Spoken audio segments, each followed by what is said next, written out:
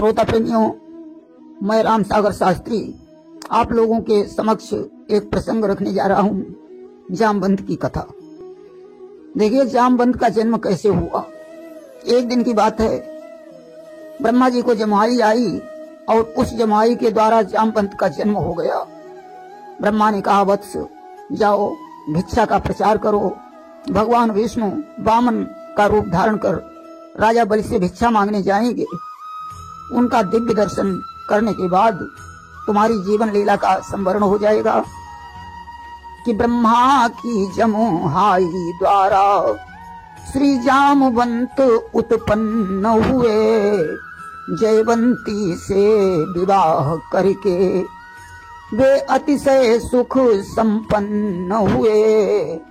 जामवंत का विवाह जयवंती के साथ हो गया, जिसे मधुवंती भी कहा जाता है। जामवंत रीछ प्रदेश में रहने लगे। रीछों का राजा विश्वती था। सजनों, विश्वती तो अच्छा राजा था, लेकिन उसका मंत्री बड़ा कूटनीतिज्ञ और स्वार्थी था। विश्वती रीछपति का मंत्री, जो मंद्र नाम कहलाता था, किस तरह विनाश करूं नृप का वह हरदम घात लगाता था। विश्वती के मंत्री का नाम मंद्र था, जो हरदम यही सोचता रहता था कि राजा को समाप्त करके मैं स्वयं राजा बन जाऊं। जामवंत बलवान योद्धा थे। मंद्र ने सोचा, जामवंत को अगर देश से निकलवा दिया जाए तो काम आसानी से बन जाएगा। श्री जामवंत को देशद्रोही उस मंत्री ने ठहराया है। विश्वती ने कुछ न विचार किया, निज राज्य से उन्हें भगाया है। उसने राजा को भड़का दिया कि जामवंत देशद्रोही हैं। राजा ने उसकी बात पर विश्वास करके जामवंत को देश से निकाल दिया। पत्नी को भी था नहीं निज पति पर विश्वास, उसने भी इनको तजा तो हो गए निराश। पत्नी ने भी मंत्र की बात पर विश्वास कर लिया, उसने भी जामवंत को छोड़ दिया। छूट गया जब इस तरह उनका रीछ प्रदेश, तो आकर रहने लगे वो अंजनी के देश। जब रीछ प्रदेश छूट गया तो जामवंत अंजन प्रदेश में आकर रहने लगे। मंत्र मंत्री की सारी चालाकी हनुमान ने जब समझ ली तो वे छुपकर जयवंती के पास गए। मंत्र एक सभा जोड़े हुए कह रहा था कि विश्वती को मारकर मैं राजा बनूंगा, आप लोग मेरा साथ देना। कि मंत्री की सारी चतुराई हनुमत के समझ में जब आई, तो जयवंती को ले जाकर छुप कूटनीति सब दिखलाई। हनुमान ने जयवंती को जब ये कूटनीति दिखाई तो जयवंती की आंखें खुल गईं। अरे, मेरे स्वामी देशद्रोही नहीं हैं। उसने विश्वती को सारा हाल बताया। जयवंती ने फिर विश्वती को सारा रहस्य बतलाया है। तब जामवंत से रीछपति खुद क्षमा मांगने आया है। विश्वती स्वयं जामवंत से क्षमा मांगने गया और जामवंत रीछ प्रदेश में वापस आए हैं। जामवंत को साथ ले लौटा रीछ बुवार, सैन्य सहित उस मंद्र का कर डाला संहार। जामवंत की सहायता से विश्वती ने मंद्र को सेना सहित समाप्त कर डाला। देखिए, वामन लीला के बाद जामवंत को कुछ दुस्वप्न दिखाई पड़ने लगे। वे ब्रह्मा के पास पहुंचे और बोले, हे पिताजी, कि कुछ दिन से सपने आते हैं, मुझको दिख रहे शिकारी हैं, धनुआ पर बाण चढ़ाए हुए मेरी कर रहे पिछारी हैं।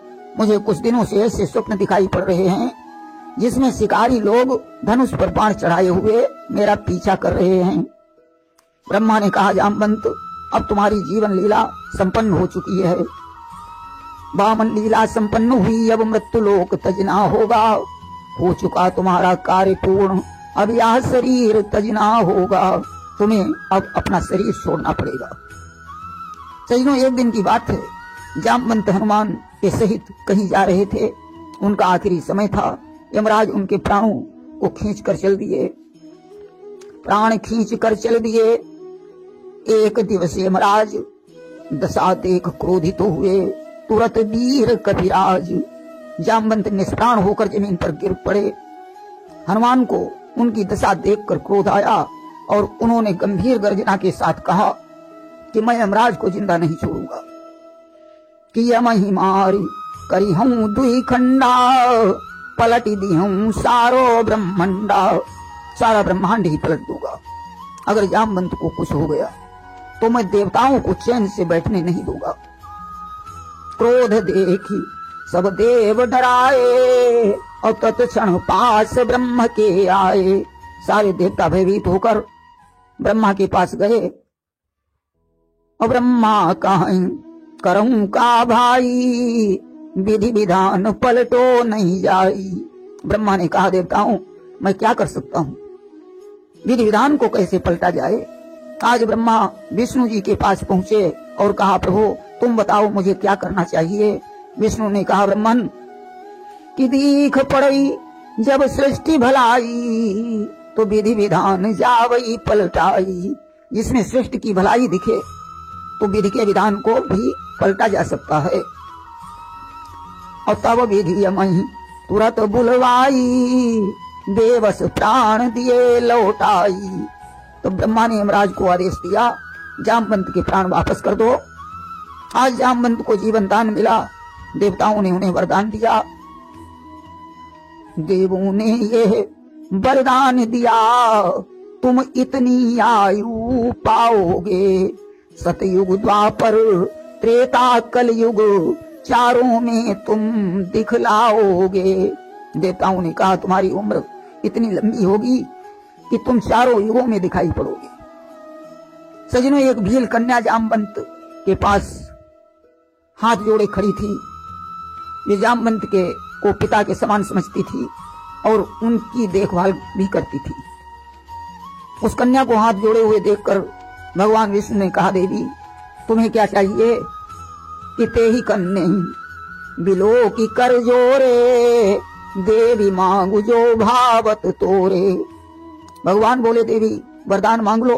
उसने कहा नाथ जामवंत हमारे पिता बने और आप हमारे पति, मुझे यही वरदान चाहिए। और तब ही विष्णु यह वचन उचारा कि द्वापर लिहूं कृष्ण अवतारा। भगवान ने कहा ठीक है देवी मैं द्वापर में कृष्ण का अवतार लूंगा और तुम जामवंत की पुत्री जामवंती बनोगी। जामवंत की सुता कहयऊ और तब पति रूप हम ही तुम पइहौ। तब मैं तुम्हारे साथ विवाह करूंगा और तब तक जाओ तपस्या करो। आज वो भील कन्या तपस्या करने चली गई। सजनों देखिए जामवंत इतने बलवान थे। जब समुद्र के किनारे सारे बंदर बैठे हुए थे, 100 योजन समुद्र कौन लांघेगा इसकी चर्चा हो रही थी कि घेरी अंगद ही कहा सब अब कछु करिए उपाय, है को सुभट प्रवीण अस सिंधु लांघ जो जाए। सभी ने अंगद से कहा कि अपनी सेना में ऐसा कौन वीर है जो 100 योजन समुद्र लांघ जाए। विकट नाम का बंदर उठकर खड़ा हो गया कि बोला विकट सुनहु युवराजू, योजन 30 उलंघऊ आजू। विकट ने कहा युवराज मैं 30 योजन समुद्र लांघ सकता हूँ। नील कहा 40 मैं जाऊं, आगे परत मोर नहीं पाऊं। नील ने कहा मैं 40 योजन समुद्र लांघ सकता हूँ। तो नील वचन सुनी दुर्धर काई, 50 योजन बल आई। दुर्धर नाम के बंदर ने कहा युवराज मैं 50 योजन समुद्र लांघ सकता हूँ। बोले नल 2 भुजा उठाई, और योजन 60 मोर गति भाई। नल ने कहा मैं 60 योजन लांघ सकता हूँ। दुविध कीस अस गिरा उचारी, योजन 70 कूद हमारी। दुविध ने कहा मैं 70 योजन लांघ सकता हूँ। तो दधिमुख का 80 उपरंता, योजन 7 जाऊं बलवंता। तब दधमुख नाम के बंदर ने कहा कि मैं 87 योजन समुद्र लांघने की क्षमता रखता हूं। सजन निज निज बल सब काहू भाखा, पार जान कै संशय राखा। सभी ने अपने अपने बल का व्याख्यान किया, लेकिन पार जाने में संदेह ही बना रहा। तब स्वयं युवराज अंगद ने कहा कि मैं 100 योजन समुद्र लांघ सकता हूं, लेकिन वापस लौटने में संशय है। अंगद कारी जाऊं मैं पारा, अजिय संशय कछु फिरती बारा। आज जामवंत ने अंगद से पूछा, कहा क्या संशय है? अंगद बोला, सुनो कि लांघूंगा सिंधु इधर से तो जगदम्बा सन्मुख आएगी, वे अपना बल देकर मुझको लंका नगरी पहुंचाएगी। पर सुध लेकर जब लौटूंगा तो पीठ उधर हो जाएगी, मेरी वो महाशक्ति पूजा उस समय न कुछ कर पाएगी। जब मैं समुद्र लांघूंगा तो माता सीता की मूर्ति मेरे सामने होगी, परंतु वापस लौटने पर वो मूर्ति पीठ पीछे हो जाएगी, इसलिए लौटने में संदेह है। दूसरी बात यह है कि जब मैं छोटा था उस समय नदी की कूद लगाया करता था। एक बार एक महात्मा जी नदी के किनारे भगवान का ध्यान कर रहे थे।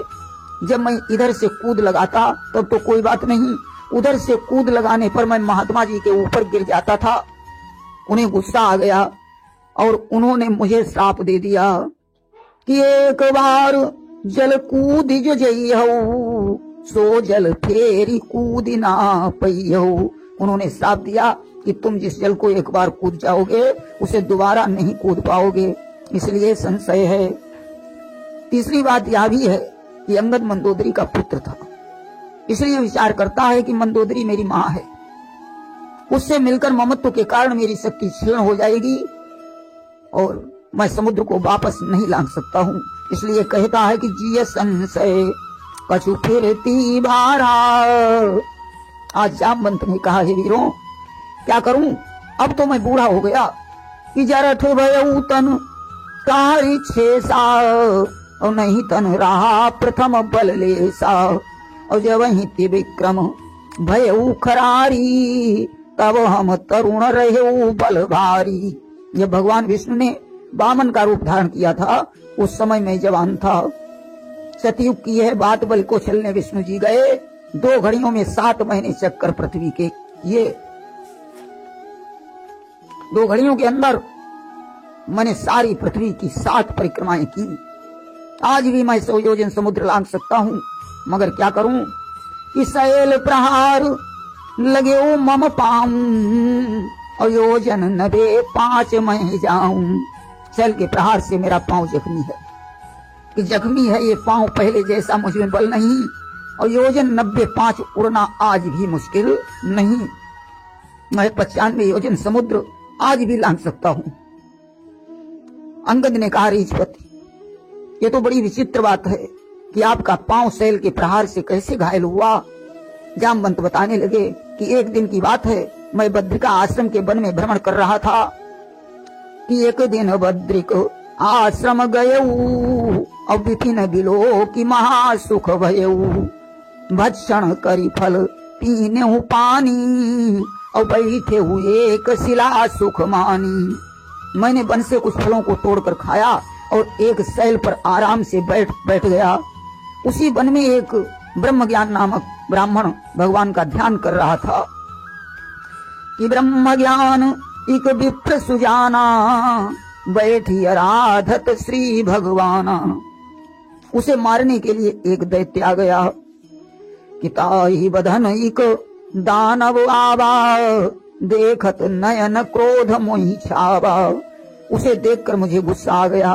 ब्राह्मण उसे देखकर भयभीत हो गया कि मुनि भय देखी गए ते ही सामू, और ते ही दुस्तर कीना अस कामू। जब मैं ब्राह्मण के पास पहुंचा और उस दुष्ट को सावधान किया तो उसने 30 योजन लंबी चौड़ी शिला उठाई और 63 योजन शैल उठाई, मारे सी मोर गोड़ मां आई। 30 योजन लंबी चौड़ी शिला, वो शिला उसने मेरे पैर पर पटक दी। तुलागत गिरी तनु साहा प्रारा, अभय क्रोध ते ही अवनी पछारा। प्रहार से पैर जख्मी हो गया, मुझे गुस्सा आ गया, मैंने उसे पकड़कर जमीन पर पटक दिया। अचीरे दो चरण करी रीसा, सुख पायो तुझ दीन यसीसा। मैंने पैर पकड़कर उसे बीच से चीर दिया। दैत्य के मरने पर ब्राह्मण ने मुझे आशीर्वाद दिया कि सो बल नहीं सो बल नहीं, अब तुम ही बखानऊं, असुनत बचन सब अचरज मानऊं। अब तुम ही बताओ, ऐसी हालत में क्या पहले जैसा बल हो सकता है? परंतु फिर भी मैं 95 योजन समुद्र लांघ सकता हूँ। सुनकर सभी को आश्चर्य हुआ। आज जामवंत ने हनुमान की तरफ देखा और कहा कि काई रीछ पति सुनु हनुमाना, और का चुप साधि रहा बलवाना। जामवंत ने हनुमान से कहा, हनुमंत लाल तुम कैसे चुप बैठे हो? तुम्हारा तो अवतार राम के कार्य के लिए ही हुआ है कि राम काज लगी तब अवतारा, और सुनत ही भयउ पर्वताकारा। हनुमान पर्वताकार हो गए। देखिए, हनुमान को बल की याद दिलानी पड़ती थी। क्यों? कि जिस समय इंद्र के वज्र से हनुमान मूर्छित हुए, पवन देव ने क्रोधित होकर त्रिलोकों की वायु रोक दी, तो सभी देवताओं ने हनुमान को वरदान दिया, जिससे वे महावीर बन गए। नटखट होने के कारण ऋषियों के कमंडल फोड़ डालते थे, पर्वतों को उखाड़ कर फेंक देते थे, वृक्ष तोड़ डालते थे। तो ऋषियों ने इन्हें श्राप दे दिया कि ऋषि न श्राप तब दीन बिचारी, और भूल जाओ निज पौरुष भारी। और जब जब कोई सुरति करई है, और तब तुम्हार तन पौरुष आई है। ऋषियों ने श्राप दे दिया कि तुम अपने बल को भूल जाओगे, जब तुम्हें कोई बल की याद दिलाएगा तब तुम्हारे शरीर में बल आएगा।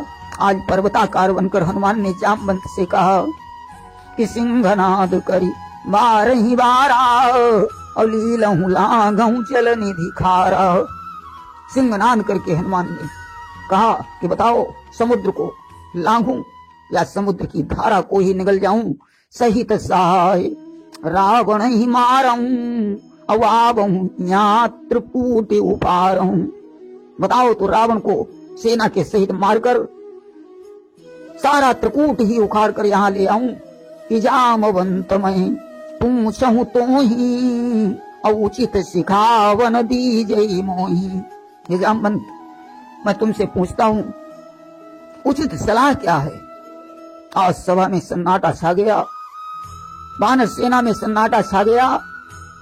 जामवंत ने कहा, हनुमान इतना सब कुछ करने की जरूरत नहीं है कि इतना करहु तात तुम जाई, किसी तही देखी काहू सुधि आई। तुम्हें इतना ही करना है कि सीता को देखकर उसकी खबर यहां बतानी है। सजनों, निज जामवंत ने रावण से भी युद्ध किया। इस समय राम लंका विजय करके वापस लौटते हैं तो उन्होंने रीछ और वानरों की बड़ी तारीफ की। उस समय जामवंत ने भगवान से कहा, प्रभु लंका में युद्ध तो हुआ, लेकिन मेरे भुजाओं की खुजली नहीं समाप्त हुई। भगवान ने कहा, जामवंत कि प्रभु बोले द्वापर आने दो, मैं कृष्ण चंद्र बन आऊंगा, और हे जामवंत मैं उसी समय भुज की खुजलान मिटाऊंगा। हे जामवंत जाओ, द्वापर में जब मैं कृष्ण बनकर अवतार लूंगा तब तुम्हारे साथ मैं ही युद्ध करके तुम्हारी भुजाओं की खुजली मिटा दूंगा। सजनों, द्वापर में भगवान कृष्ण और जामवंत का युद्ध हुआ। जामवंत परास्त हुए। जामवंत की पुत्री जामवंती के साथ भगवान कृष्ण ने विवाह किया। प्रेम से बोलिए वृंदावन बिहारी लाल की जय।